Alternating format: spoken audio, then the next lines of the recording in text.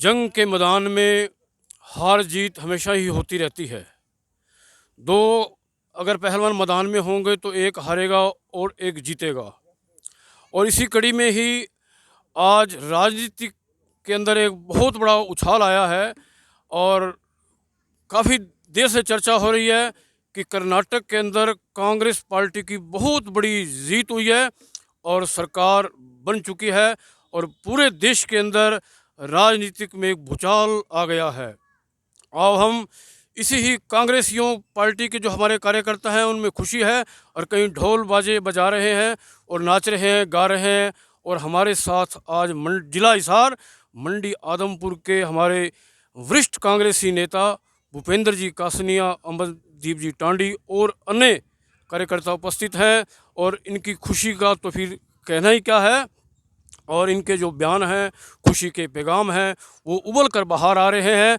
तो आओ हम इनसे बातचीत करते हैं। भूपेंद्र जी कासनिया हमारे साथ उपस्थित है, हम भी इनसे इस जीत का, खुशी का पैगाम हासिल करें। भूपेंद्र जी कासनिया साहब, कर्नाटक के अंदर बहुत बड़ी जीत हुई है और सब में उतावलापन है, सब बहुत अच्छी अच्छी खुशी खुशी की बातें कर रही हैं। तो आप भी इसमें क्या कहने जा रहे हैं खुशी के बारे में? तो कर्नाटक बड़ा शिक्षित प्रदेश है। उन्होंने पिछले 8-10 साल से जो भारतीय जनता पार्टी के नेता आज एक देश के अंदर अव्यवस्था का इतना आलम, बेरोजगारी, महंगाई, भ्रष्टाचार, हर मामले में देश को, हर वर्ग के देश के हर वर्ग को निराश कर रखा है। तो आज आज इनका जो कर्नाटक में ये नाटक कर रहे थे, वो नाटक इनका चला नहीं। केवल केवल कभी धर्म के आधार पर, कहीं क्षेत्रवाद के आधार पर, कहीं किसी वाद के आधार पर चुनाव लड़ते रहे। 2014 में जो इनके मुद्दे थे भाजपा के, भारतीय जनता पार्टी के, मोदी जी के, उन्होंने उन मुद्दों पे 2019 में नहीं लड़ा। और जब कर्नाटक में इन्होंने सरकार बनाई, जो इनका मैनिफेस्टो था उसका इस चुनाव में जिक्र नहीं किया। वहाँ भी पता नहीं एक ऐसी फिल्म का नाम लेके मोदी जी प्रचार कर रहे थे भी केरल केरल स्टोरी देखो। अब कर्नाटक के अंदर केरल स्टोरी का क्या महत्व था? आज केरल के अंदर भी आज एक नई स्टोरी आई है भी। सीबीएसई का जो रिजल्ट आया है वो देश में केरल उसमें अव्वल नंबर पे आया है।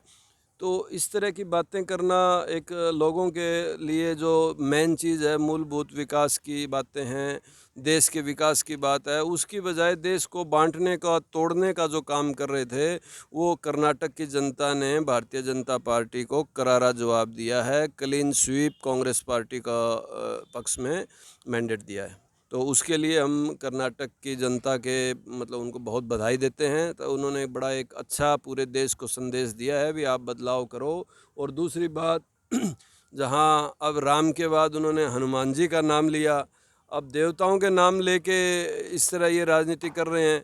तो हनुमान जी ने भी इनको देसी भाषा में अच्छा पर्चा दिया। हनुमान जी पहचान गए भी ये मुंह में राम और बगल में छुरी वाले हैं। और इनको वहाँ अच्छे से सबक सिखाया। जनता कर्नाटक की इसके लिए बधाई की पात्र है। इसके लिए हम पूरे प्रदेश को, देश को बधाई देते हैं। कर्नाटक में कांग्रेस की जीत हुई है, तो क्या केंद्र में भी मोदी मोदी हो रहा है, उसकी भी नींव में कुछ असर पड़ा है या नहीं पड़ा? देखो, मोदी मोदी कल तक तो हो रहा था, मोदी का करिश्मा, मोदी का करिश्मा। आज सुबह एक बार एबीपी न्यूज़ पे तो मोदी जी की फ़ोटो लगा रखी थी भी मोदी का करिश्मा दिख रहा है, एक बार आगे दिखाया। लेकिन जब वो करिश्मा उड़ने लगा तो मोदी जी की फ़ोटो हटा के नड्डा जी की फ़ोटो लगा दी। अब हार का ठीक रहा, नड्डा जी के फोड़ेंगे। तो क्या कर्नाटक फोड़ में दिया। जीत होने के बाद में हरियाणा के राज्य में भी इसका असर है या नहीं है? देखो, हरियाणा में पहले से ही हरियाणा की जनता 8 साल में बड़ी दुखी हो चुकी है। आप लोग देख चुके हो, आज आपने आदमपुर के किसानों को देखा, एमएलए की दुकान पे, भारतीय जनता पार्टी के एमएलए की दुकान के आगे बैठे थे। वो कह रहे थे भी 6 जिलों में तो सरसों की खरीद को दोबारा कर रहे हैं, सिरसा में भी शुरू कर दी। सिरसा में इसलिए कर दी भी क्योंकि मुख्यमंत्री जी 3 दिन के दौरे पे जा रहे हैं। आज आप असर की बात करते हो, हरियाणा में मुख्यमंत्री को सिरसा सिरसा क्षेत्र में मुख्यमंत्री के बैनर या उनका टेंट पाड़ दिया है, कुछ इस तरह की बातें हुई। जनता उनके खूब विरोध में हुई, उनको वहाँ बोलने नहीं दिया गया। तो क्योंकि आज वो जनसंवाद कार्यक्रम कर रहे हैं। अब जनसंवाद का मतलब तो पब्लिक से मिलना, लेकिन धारा 144 लगा के जनसंवाद कैसे कर सकते हैं? आम पब्लिक जा नहीं सकती, सिलेक्टेड लोग जाएंगे, तो फिर अपने कार्यकर्ताओं को साथ ही बैठ के जिंदाबाद लगवा लें। जब उनके पास जनता में बताने के लिए, करने के लिए कुछ नहीं है। आज सिरसा के क्षेत्र में है, वो नशे के अंदर, सिरसा पंजाब से भी बुरी हालात में सिरसा क्षेत्र है, हमारे क्षेत्र में भी इसका प्रकोप है। तो क्या मुख्यमंत्री जी ये बताएं भी आपने 8 सालों के राज में जो नशे की बढ़ोतरी हुई है उस पर उनको जवाब देना चाहिए। किसान की फसल सरसों 700-800 रुपये कम में बिक रही है, उसका उनको जवाब देना चाहिए, MSP पे नहीं बिक रही। क्या मुख्यमंत्री जी ने भी कोई पता नहीं वहाँ किस तरह का संवाद कर रहा है, संवाद कर रहे हैं। संवाद नहीं, ये तो सरकार के स्वाद ले रहे हैं जी, जनता के साथ संवाद नहीं है। आज 9 साल बाद जब जाने लगे हैं तब इनको जनता के साथ संवाद याद आया, और वो भी वो पुलिस के साए में, बंदूकों के साए में जाके पब्लिक से मिलते हैं। जो इनके विरोध में ये लगता है अभी ये कोई अपने हक की बात करने आएगा, उसको नज़रबंद कर देते हैं। इतनी बड़ी कांग्रेस की जीत के बाद में मंडी आदमपुर के अंदर कुलदीप बिश्नोई के जो ज़मीन के अंदर बीम है वो काफ़ी गहरे हैं, उनको हिलाना बड़ा मुश्किल है। तो क्या इतनी बड़ी कांग्रेसी जीत के बाद में उनके बीम को कोई हिला पाएगा? देखो, आजकल वैसे ज़्यादा तो पता नहीं, मैं उस तरफ गया था, मुझे दुकान ही नहीं दिखाई दी वहाँ पे बीम का, अब क्या बताएं। बाकी कुलदीप जी के साथ, कुलदीप अब पूर्व विधायक हो चुके हैं, अब उनका बेटा विधायक है। वो भजनलाल जी तो जनता में रहते थे, लेकिन कुलदीप फिर भी उनका आदमपुर में 50% विरोध था।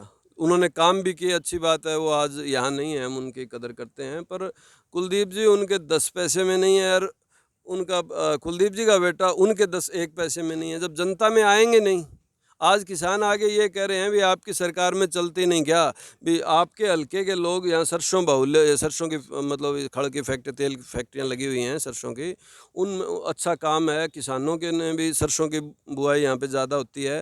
तो लोगों को 700-800 रुपये जो सरकार की घोषणा के अनुसार कम मिल रहे हैं, तो क्या विधायक का ये फ़र्ज़ नहीं है भी वो सरकार से लड़े, भी ये सरसों यहाँ भी खरीद शुरू की जाए। अच्छा, खरीद भी कैसे करवाते हैं, एक दिन टोकन के लिए लाइन में लगो, बाहरी लाइन टोकन, उसके बाद बोले उसको सरसों का वीडियो बनाएंगे, किसान के कागज़ देखेंगे, ये करेंगे, वो करेंगे।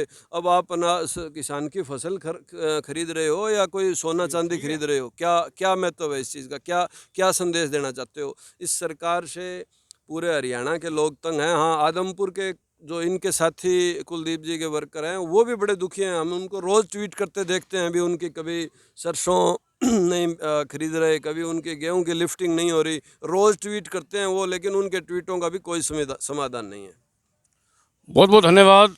हमारे साथ कासनी जी का हम धन्यवाद करते हैं, जो कांग्रेस पार्टी के मंडी आदमपुर क्षेत्र के वरिष्ठ नेता है, और जिन्होंने यह कहा है कि वो दिन दूर नहीं जब पूरे देश के अंदर कांग्रेस सरकार होगी और सब मालो माल होगा, सब राज होगा। बहुत बहुत धन्यवाद कासनी साहब का, और हमारे अमनदीप टांडी जी का और अन्य कार्यकर्ताओं का बहुत बहुत धन्यवाद करते हैं। मैं मंडी आदमपुर से पल पल गुलशन। अभी